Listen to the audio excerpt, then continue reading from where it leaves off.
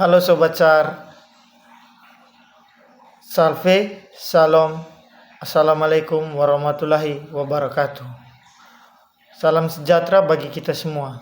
Perkenalkan, saya Johannes Ardimas Putra Fernandes dari Kantor Pencarian dan Pertolongan Kelas A Kupang, peserta pelatihan dasar CPNS Angkatan 22 Kelompok 2. Hari ini saya akan membagikan refleksi dan pengalaman belajar saya pada hari kedua pembelajaran agenda 3 dengan tema manajemen ASN dan smart ASN. Pada sesi manajemen ASN, saya semakin memahami bahwa ASN bukan sekedar aparatur pelaksanaan kebijakan, tetapi juga penggerak tata kelola pemerintahan yang profesional, efektif, berintegritas.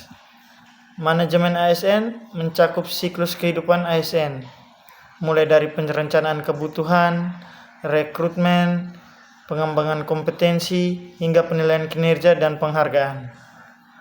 Saya menyadari bahwa sistem ini tidak hanya administratif, tetapi strategis. Ia menentukan kualitas pelayanan publik dan keberhasilan birokrasi. Pemaknaan penting yang saya dapatkan adalah ASN harus dikelola sebagai human capital, bukan sekedar sumber daya. Kinerja ASN tidak hanya diukur dari hasil kerja, tetapi juga dari nilai dan perilaku yang selaras dengan core values ASN, yaitu berakhlak. Kemudian, pada materi Smart ASN, saya memahami bahwa ASN masa kini harus mampu beradaptasi dengan disrupsi digital dan perubahan zaman.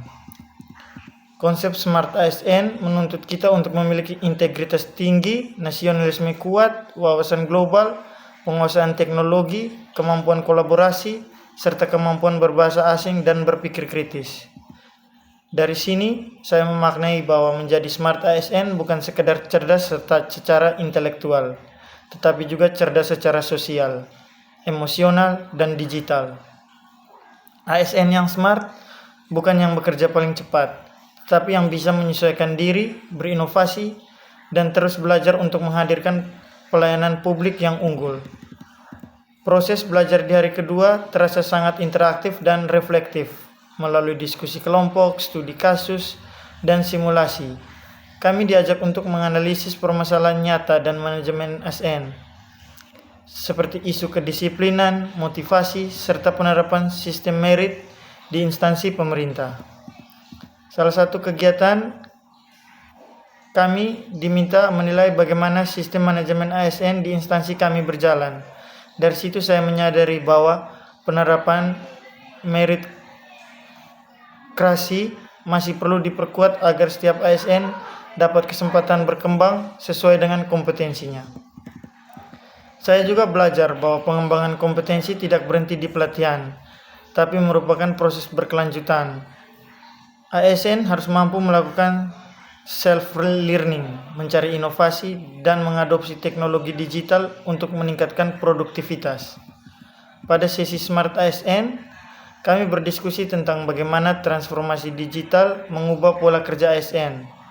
Saya pribadi merasa tertantang untuk lebih terbuka terhadap teknologi baru, seperti penggunaan aplikasi e-office, e-learning, atau media digital untuk komunikasi publik.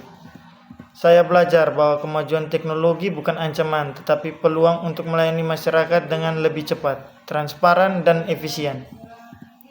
Dari seluruh pembelajaran hari kedua ini, saya menarik kesimpulan bahwa ASN bukan hanya sekedar bekerja sesuai tupoksi, tetapi bertransformasi menjadi pelayan publik yang profesional, adaptif, dan berintegritas. Manajemen ASN mengajarkan bahwa kita dikelola dengan sistem yang baik, sementara Smart ASN menuntun bagaimana kita harus berperilaku dan berpikir di era digital. Keduanya saling melengkapi untuk mewujudkan ASN yang unggul dan berorientasi pada pelayanan publik. Sebagian bagian dari Basarnas, saya berkomitmen untuk menerapkan nilai ini dalam tugas pencarian dan pertolongan, agar layanan SAR semakin cepat, tepat, dan humanis. Akhir kata, saya mengucapkan terima kasih sudah mendengarkan sedikit penjelasan dari saya. Semoga dengan penjelasan ini kita semua makin bijak. Semoga kita semua bisa mengambil nilai positif dari video ini. dan selamat berjumpa kembali. Salve, shalom, assalamualaikum warahmatullahi wabarakatuh.